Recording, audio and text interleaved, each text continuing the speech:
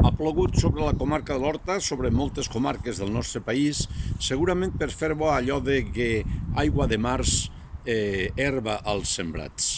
La guerra no ens pot deixar indiferents. Per molta festa que vulguem fer als nostres carrers i per molts ulls clucs que fem a aquesta realitat que viu Ucraïna, però també Palestina, Síria, el Iemen, Afganistan, Kurdistan, i no ho podem fer perquè demà podem ser nosaltres els atacats de manera directa o indirectament.